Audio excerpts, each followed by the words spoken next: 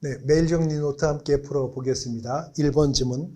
중개대상물 확인설명서 교부일자는 거래계약서의 필수 기재사항에 해당한다. 그렇죠?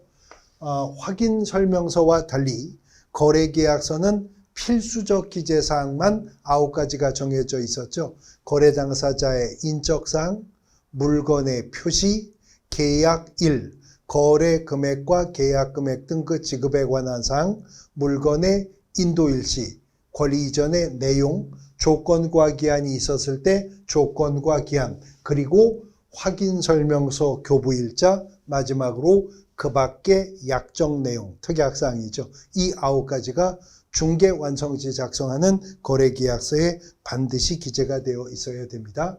1번 지문 옳고요. 2번 공인중개사법 시행규칙에 개업공인중개사가 작성하는 거래계약서 표준서식 정해져 있어요? 정해져 있지 않습니다. 공인중개사법 시행령은 국토교통부 장관은 거래계약서의 표준이 되는 서식을 정하여 사용을 권장할 수 있다고는 규정했지만 권장되는 서식조차도 확정되어 있지 않고 필수적 기재사항만 시행령 22조 1항을 통해 9가지를 규정하고 있을 뿐이죠. 3번 개업공인중개사가 하나의 거래계약에 대해서 서로 다른 둘 이상의 거래계약서를 작성한 경우 이중계약서 작성했다는 말인데요.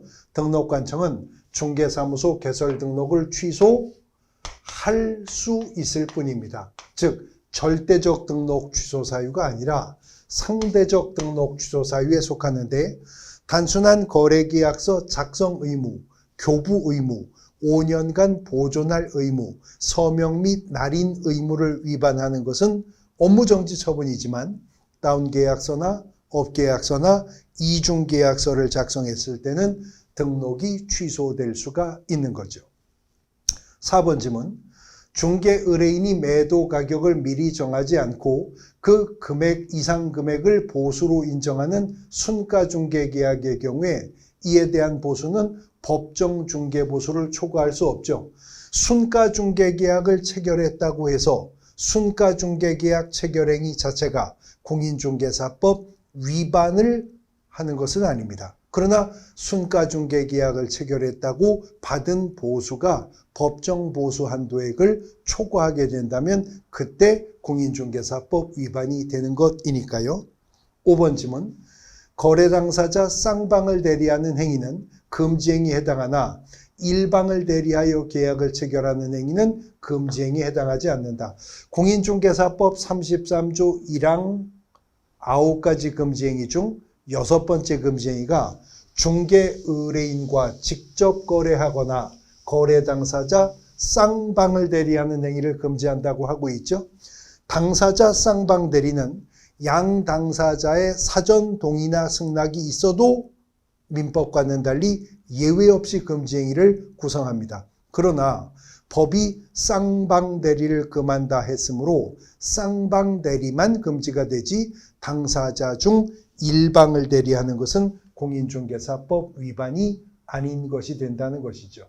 6번. 법정 한도를 초과하는 중개보수 약정은 그 한도를 초과하는 범위 내에서 무효이다. 옳은 말인데요. 개업공인중개사가 법정된 중개보수 실비를 초과하여 금품받을 수가 없죠. 그러나 개업공인중개사가 법이 정한 한도를 초과하여 금품을 받았다면 일부 무효의 법리가 적용됩니다. 초과 부분에 대해서만 무효입니다. 법정 중개보수 한도액이 80만 원이었는데 중개보수로 100만 원을 받았다면 20만 원만 무효, 반환 책임이 있지 80만 원에 대한 반환 책임이 있는 것은 아니다. 그 말인 거죠. 그 다음 7번 질문.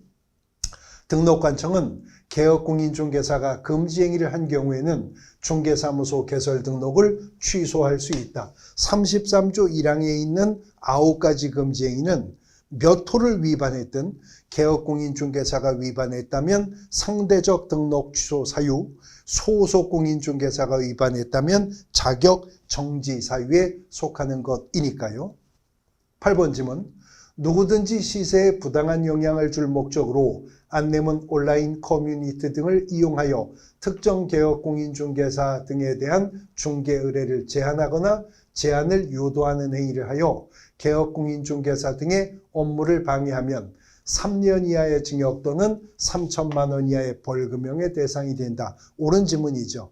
33조 1항에는 9가지, 33조 2항에는 5가지 금지 행위가 있는데 이 중에 1항에 있는 9가지 금지 행위 중 1, 2, 3, 4호, 즉 법정 중개 대상물의 매매를 업으로 하는 거, 무등록 중개업자인 거 알면서도 협조하는 거, 중개보수 실비 법이 정한 범위 초과해서 금품 받는 거, 거래상 중요사항에 관해서 의뢰인의 판단을 그르치게 하는 거, 여기까지 4가지는 1년 이하의 징역 또는 1천만 원 이하의 벌금형이고, 이제 33조 1항의 5, 6, 7, 8, 9호와 33조 2항의 5가지 금지 행위는 다 3년 이하의 징역 또는 3천만 원 이하의 벌금형의 대상이 될 겁니다. 9번 지문. 부동산 거래질서 교란행위 신고사항에 대해서 조사 및 조치를 요구받은 시도지사 및 등록관청 등은 신속하게 조사 및 조치를 완료하고 매월 10일까지 직전달의 결과를 신고센터에 통보합니까? 그게 아니라 완료한 날로부터 10일 이내이죠. 기간으로서 열흘 안에 통보하면 되는 것이었었습니다. 틀린 지문이죠. 10번. 국토교통부 장관은 부동산 거래질서 교란행위 신고센터 업무를 한국부동산원법에 따르는 한국부동산원에 위탁하도록 규정을 합니다. 그리고 한국부동산원은 부동산 거래질서 교란행위 신고센터를 운영할 때 운영 규정을 제정하여 국토교통부 장관에게 승인 얻고 부동산 거래질서 교란행위 신고센터를 운영하도록 하고 있는 것이죠. 옳은 지문이 되겠습니다. 메일 정리 노트 함께 풀어보셨습니다.